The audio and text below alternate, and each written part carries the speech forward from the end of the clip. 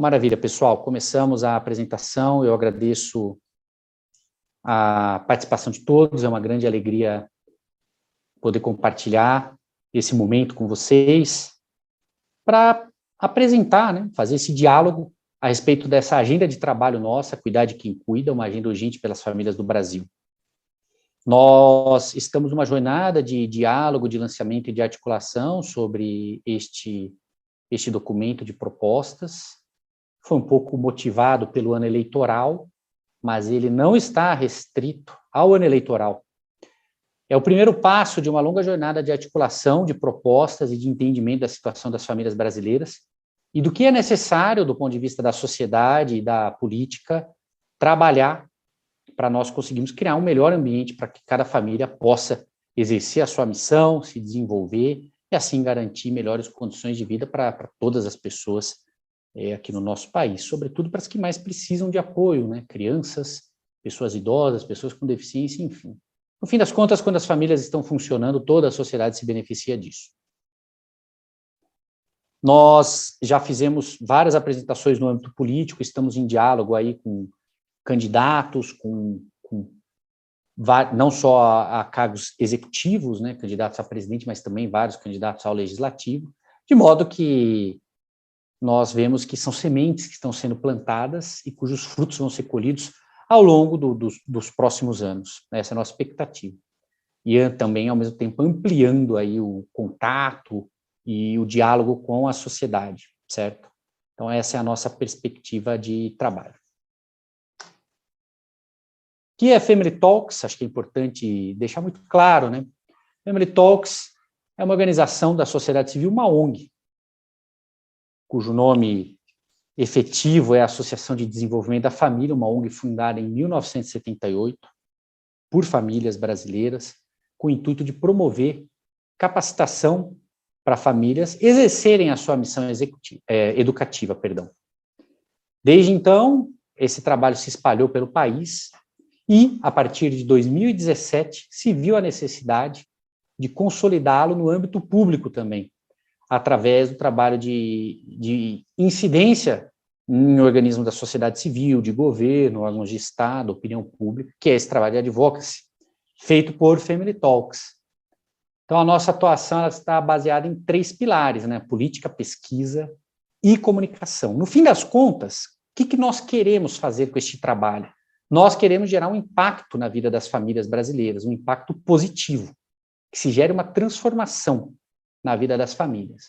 Como? Nós entendemos, e os problemas a respeito dos quais nós trabalhamos, não são problemas da esfera privada das famílias, da porta de casa para dentro, que cada família tem que resolver por conta própria.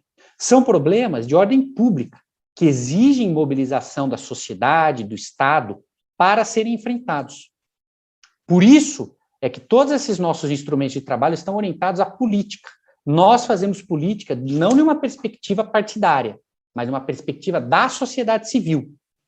Nós somos famílias que queremos ter voz na política, para serem priorizadas, para nós construirmos soluções e buscarmos ter um país tal como nós queremos. E não tenho a menor dúvida de que o país que todos querem é um país em que haja melhores condições de desenvolvimento para todas as famílias. Essa é a nossa missão. E o instrumento que Family Talks usa para isso não é a atenção direta às famílias. Existem dezenas de milhões de famílias no Brasil. Nosso trabalho é de mobilizar a sociedade, Estado e empresas para que atuem pelas famílias, para que invistam nas famílias, para que haja políticas públicas para as famílias, para que se coloque dinheiro para garantir melhores condições para todas as famílias. Esse é o caminho para desenvolver o país, esse é o nosso trabalho, essa é a nossa missão. E é por isso que nós estamos aqui com essa agenda de trabalho, dentre outras ações que nós temos. Por que construir uma agenda de propostas? Essa é uma questão importante. Nós temos trabalhado já desde 2017 nessa perspectiva de diálogo, de construção de políticas públicas, de articulação com o poder público. E a agenda de propostas, ela vira um documento de referência para o nosso trabalho e para os mandatários, sejam eles deputados, parlamentares, né, senadores, e também os cargos eletivos e mesmo os gestores públicos. Essa referência é muito importante para dar o norte que nós queremos, né? O que é necessário fazer pelas famílias, para as famílias. Essa é uma questão importante.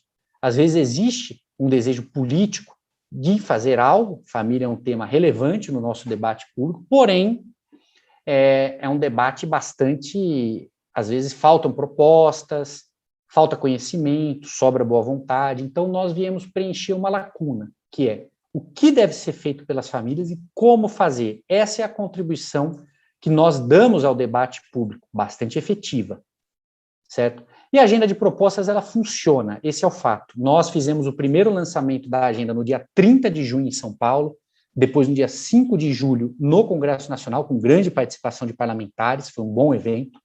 Desde então já há vários desdobramentos, estamos sendo convidados para apresentar em estados. Hoje mesmo eu recebi um convite para um evento no Rio Grande do Sul, provavelmente estaremos no Rio Grande do Sul em agosto para esse evento. Então há vários desdobramentos possíveis daí. Essa agenda de propostas, ela é a estruturação, na nossa visão, do que é prioritário fazer pelas famílias brasileiras. Então é uma bússola, uma referência, um mapa para os políticos atuarem. E também para dialogar com a sociedade, né? Esse debate com a sociedade, ele só vai funcionar, o debate com os políticos só vai funcionar a partir do momento que a sociedade também estiver participando e interagindo. Como nós pensamos, baseado na nossa experiência, nós estamos em contato com uma grande rede de organizações internacionais que atuam em prol das famílias em diversos países, países europeus, países africanos, América do Norte, enfim, vários lugares do mundo. Então, existe um debate internacional sobre o apoio às famílias. Nós temos a missão de fazer essa discussão e de fazer essa mobilização pelas famílias no contexto brasileiro. Então, para fazer isso no contexto brasileiro, é fundamental pensarmos nos problemas das famílias brasileiras, que não são os mesmos problemas das famílias europeias. Não é a mesma coisa apoiar uma família na Suécia, que faz um monte de coisa interessante pelas famílias, e apoiar no Brasil, que tem uma realidade muito diferente da Suécia. Então, essa agenda, ela é uma agenda para o Brasil, feita por brasileiros. Então, ela tem essa particularidade. Como nós pensamos essa estruturação, como nós vemos que deve ser o apoio às famílias? O apoio às famílias deve ser estruturado em 3 frentes de trabalho. A primeira delas é garantir as condições mínimas de subsistência para as famílias, que é garantia de trabalho digno e renda. Se uma família perde a renda porque ninguém trabalha, a situação dela é de colapso econômico, colapso existencial. Ela perde as condições de desenvolver, de cuidar, e os problemas mais básicos passam a ser prioridade, que é garantir, nós vemos agora, né, com a fome, garantir famílias, famílias que têm que buscar meios de subsistência, na verdade. E aí toda a atenção ao desenvolvimento fica prejudicada. Então é necessário garantir esse mínimo existencial para cada família. Garantindo esse mínimo existencial, a sociedade e os governos têm que dar um segundo passo, que é fortalecimento de vínculos familiares e promoção de ações de educação familiar também. Por quê? Para garantir que as famílias sejam autônomas, para garantir que as famílias tenham condições de enfrentar os seus desafios e, mais do que isso, de se projetar do ponto de vista de desenvolvimento. Essas ações, elas têm como objetivo garantir o dinamismo interno da família e promover o seu funcionamento. Quando eu falo funcionamento, é fácil entender quando a gente olha para o extremo oposto, quando a família deixa de funcionar. E pode ter uma situação de abandono, uma situação de violência doméstica, e ninguém quer que isso aconteça. Não se trata aqui de criar um modelo familiar e de se impor. Se trata de olhar para a família na situação em que ela está e dar o apoio para ela e instrumentos para que ela possa se desenvolver naquela situação em que ela está. Já existem ações nesse âmbito no Brasil, mas existem muitas possibilidades de se avançar e de fazer mais. E é disso que se trata aqui. Nós temos convicção de que se trabalharmos nesse eixo, nós vamos ter condições, as famílias vão ter mais condição de se desenvolver. Então, isso é muito importante. Por fim, como o ponto de chegada, né, como quase a coroamento dessas ações de apoio à família, é o que nós chamamos de apoio ao cuidado. O que é o apoio ao cuidado? Olha, cuidar das pessoas é a principal função da família. As famílias cuidam das pessoas. Eu fui cuidado pela minha família, pela minha mãe, pelo meu pai, tios, enfim. Todos nós fomos. Todas as pessoas vêm de uma família. O apoio ao cuidado, ele é essa rede que existe em torno das famílias, que ajudam elas a exercer a sua missão de cuidado, seja de crianças, seja de idosos, seja de pessoas com deficiência. Até algumas décadas, essa rede de apoio era exercida pelas próprias famílias. Hoje não é mais assim, porque as famílias diminuíram. Então é necessário que a sociedade e que os governos entrem com ações de suporte para compensar isso. Caso contrário, as famílias podem entrar em colapso. E isso tem acontecido cada vez mais. Ou as pessoas vão tomar decisões de não ter família porque se sentem desamparadas, ou não vão, casam e não querem ter filhos porque não tem como cuidar desse filho. Então vai criando uma situação difícil. Um exemplo clássico de apoio ao cuidado é justamente a criação de creches, por exemplo, creches ou instituições de cuidado de idosos, né, que são políticas públicas, né, equipamentos públicos que dão apoio às famílias, desoneram a família da carga de cuidado e dão o apoio que elas precisam. Muitas vezes, sem esse apoio, a família pode colapsar. Por exemplo, uma mulher, uma mãe que cuida de uma criança pequena, se não tiver um apoio de uma creche, tem que sair do trabalho. E você começa a ter daí uma dinâmica indesejável. O que nós vamos fazer? Eu vou apresentar aqui. Cada eixo desses 3 eixos tem 2 prioridades de ação. Eu vou destacar um problema e uma solução para cada eixo, para exemplificar, tentando trazer alguma prioridade aqui. Depois, no documento completo, vocês vão ter acesso a vários outros problemas e várias outras soluções possíveis, e vão ter condição de se aprofundar nisso aqui. Então, aqui a ideia é dar uma visão abrangente do que está sendo discutido, sem detalhar, porque senão nós teríamos uma apresentação longuíssima aqui. Garantia de trabalho digno e proteção da renda familiar é o primeiro eixo. Primeira prioridade que nós vemos é simples: melhores condições de trabalho para quem tem ou quer formar família. O trabalho é uma realidade básica da vida humana e é o que gera renda para as pessoas, mas mais do que isso. É um lugar de desenvolvimento pessoal, de socialização, etc. Nós vemos aqui um problema crítico do mercado de trabalho no Brasil, que é dificuldade de permanência e inserção no mercado de trabalho para mães. Nós conhecemos esses dados tristes de que mulheres que engravidam perdem o emprego, mulheres com filhos pequenos estão menos empregadas do que todos os outros grupos de mulheres. Então, a maternidade, ela é punida e penalizada no mercado de trabalho, certo? Então, isso é um problema grave, ninguém quer que seja assim, a maternidade ela tem que ser protegida e não penalizada. E a solução, uma das soluções que nós, nas nossas experiências, vimos muito interessante, são programas públicos e privados que se chama, em inglês, returnship, que é o retorno ao trabalho. Criar melhores condições para que as mães tenham condições de empregabilidade. Isso é de interesse público, isso precisa ser feito, porque existe um problema crônico no mercado de trabalho que precisa ser enfrentado, e uma das maneiras de se enfrentar é garantir facilidades para que mães sejam contratadas, certo? Existem várias ações. Na nossa cartilha existem vários exemplos concretos que vocês podem dar uma olhada e referências para vocês pesquisarem como isso funciona em outros países em que existe, certo? Então é bem interessante, é uma medida muito efetiva, que já tem um resultado muito claro: diminuir o desemprego das mães. A segunda prioridade do eixo 1 é a proteção da renda familiar. Se o trabalho é fonte de renda, também nós temos que proteger essa renda. E se vocês lembrarem de dados e de notícias, a maior parte da renda minha, sua e de todos os brasileiros, ela se transforma em impostos. Mais ou menos 40% da renda brasileira ela é tributada, vira impostos. Os impostos eles são necessários para financiar o sistema público de saúde, de educação e tudo isso que a gente tem acesso e usufrui. Mas é necessário que a tributação seja justa. Esse é o grande ponto.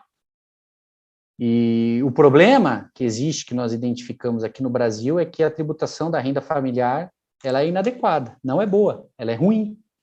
E ela é péssima em alguns casos, sobretudo para as famílias pobres. Péssima, é injusta. Então, a primeira solução que nós temos estudado é isso, né? Com relação ao imposto de renda, elaborar e implementar um modelo de imposto de renda familiar usando uma técnica que chama splitting. Eu não vou explicar aqui, porque isso seria uma explicação muito longa. Nós temos falado isso nas nossas redes sociais, temos falado sobre isso também no debate público, nós temos estudos feitos com isso, em parceria com o professor da USP, o professor Heleno Torres, e temos uma proposta sendo discutida no Congresso Nacional sobre esse assunto, para dar uma tributação mais justa para quem tem família. O imposto ele não pode penalizar quem tem ou quem quer formar uma família. Pelo contrário, ele tem que ser o indutor do desenvolvimento familiar. Por isso que uma tributação justa do núcleo familiar vai ter um efeito muito claro de garantir uma proteção daquela renda. E hoje não, pelo contrário, né? Existe uma oneração da renda de quem quer ter formado família. Um outro desdobramento que nós colocamos, uma outra solução, está relacionado também ao desemprego de mães, é incluir o tempo de cuidado materno no cálculo da aposentadoria. Existe alguma controvérsia nesse assunto, por quê? Muitos estudiosos falam que o desemprego de mães causado pela maternidade não deve ser resolvido com soluções previdenciárias. Porém, o problema existe. A mulher hoje que é mãe, na média, perde emprego, certo? Ela perde seu emprego e ela deixa de contribuir e vai se aposentar mais tarde por causa disso. Então, é justo que haja uma compensação previdenciária também. Nós, quando houve a reforma tributária sendo discutida em 2019, nós apresentamos, através de alguns deputados com os quais nós nos articulamos, uma emenda à proposta de reforma tributária, de reforma da Previdência, para incluir esse tempo para mães diminuírem a idade de recolhimento, 1 ano para cada filho. Não é verdade que isso daí faria com que as mulheres quisessem ter 10 filhos. Esse é um argumento falso que já está cientificamente provado que não funciona assim. Então, nós nem entramos mais nessa discussão, porque é uma discussão não é realista, é espantalho, tá? Se alguém quiser depois perguntar algo sobre isso, a gente pode falar mais. Mas não foi aprovada essa emenda. Então, é um debate aí para avançar no âmbito legislativo. Com relação ao fortalecimento de vínculos familiares e prevenção, a prioridade 3 é promover a convivência familiar. A convivência familiar, ela é direito da criança e do adolescente, previsto no Estatuto da Criança e do Adolescente, é direito do idoso, certo?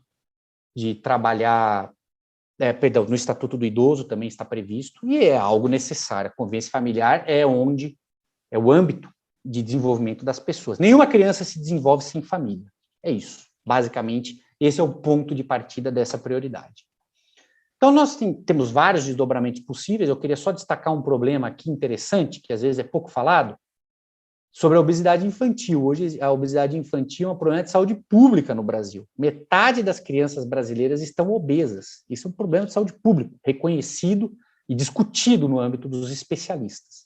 E ele está relacionado não só com uma alimentação inadequada, como está, também até com a subnutrição. Existem pessoas subnutridas que são obesas e que têm aí vários outros problemas associados a isso. E qual é a causa raiz da obesidade infantil? É justamente a situação familiar. A criança, quem escolhe o que a criança vai se alimentar, é a família. Então, a dinâmica familiar de alimentação, ela está relacionada a esse problema de saúde pública da obesidade infantil e da subnutrição ainda mais. Então, é necessário promover programas de educação alimentar que envolvam as famílias e a rede de apoio, porque parece até piada, mas em várias pesquisas com as quais nós tivemos acesso, se comentou que pode acontecer de alguém da família, uma tia, uma avó, estragar a alimentação da criança com alimentos ultraprocessados e coisas desse tipo. Que, aliás, foi a experiência, talvez, de muitos de nós, né? Na casa da vovó, nós tínhamos ocasião de comer todas as guloseimas que a mãe nossa não permitia, certo? Então, enfim, essa é uma questão. Por outro lado, em famílias muito pobres, esses programas de educação alimentar, eles são transformadores. Nós temos acesso, contato com ONGs que trabalham com isso, e existe uma transformação nas relações familiares, existe uma grande transformação com relação à convivência familiar, prevenção de violência, enfim, são vários efeitos interessantes que isso pode trazer. A quarta prioridade é a prevenção de riscos a partir da família. Nós vemos aqui, trazemos a relação que existe entre as relações familiares, os vínculos familiares, e o desenvolvimento de crianças e jovens. Então, as relações familiares, elas estão associadas ou a probabilidade de uso de drogas, de violência, etc., ou ao contrário, a hábitos e comportamentos que ajudam a prevenir isso. É óbvio pensar, uma criança que sofre violência, frequentemente pode ser a pessoa que vai ter condição de, infelizmente, vai replicar essa violência sofrida, certo? E se ela está num ambiente familiar em que não há violência, ela vai sim ter uma probabilidade maior de ser uma pessoa que não é violenta. E isso pode incluir, inclusive, delinquência, tá? Então, nós defendemos a implementação de ações de educação parental para prevenir comportamentos violentos. Nós não estamos sozinhos nisso. O Unicef acabou de lançar em junho, no mês de junho, um chamado global para políticas públicas de escala nacional para prevenir violência doméstica, porque funciona, tá? E a Organização Mundial da Saúde também tem um programa de prevenção de violência doméstica baseado em educação parental, que é o que nós defendemos, que chama Lifelong Health Learning. Então, nós estamos bastante bem acompanhados nisso, mas aqui no Brasil ainda tem muito para se fazer. Então, essa é uma das prioridades mais prioritárias da nossa agenda, ok? E existem programas já desenhados, como esse Community That Care, esse é um programa lá dos Estados Unidos, desenvolvido pela Universidade de Washington, poderia ser adotado no Brasil, ou esse Lifelong Health Learning da OMS, ou outros. Não é por falta de opção, mas talvez seja por falta de atenção e de mobilização. Essa é a nossa missão, jogar atenção sobre o tema, mobilizar as pessoas para que seja realidade aqui no nosso país. Por fim, o eixo de apoio público ao cuidado, a prioridade 5, ampliação da rede de apoio para cuidar de crianças. Nós estamos aqui, poderíamos falar de várias coisas, e no nosso documento existem várias coisas sobre as quais nós falamos, estamos falando sobre sobrecarga de tarefas domésticas de cuidado sobre as mulheres. As mulheres gastam no Brasil o dobro do tempo do que os homens no cuidado doméstico. Isso faz parte da dinâmica de desigualdade que existe na sociedade. Para enfrentar essa desigualdade, só com o envolvimento masculino no cuidado. E uma das soluções necessárias para nós avançarmos nisso é garantir tempo adequado de licença paternidade. A licença paternidade no Brasil é de 5 dias, não está regulamentada, ela não está regulamentada, faz 34 anos que o nosso país espera uma regulamentação da licença paternidade e não foi feita. Ninguém fez, nenhum governo fez, o Congresso Nacional não fez em nenhuma das legislaturas. É uma necessidade nós nos mobilizarmos para que isso mude, para que isso ano que vem seja aprovado no Congresso Nacional. Esse é um dos nossos compromissos, é uma das frentes de trabalho com as quais nós queremos trabalhar de forma prioritária. E outra alternativa é a licença parental, que é um arranjo de licença mais sofisticado,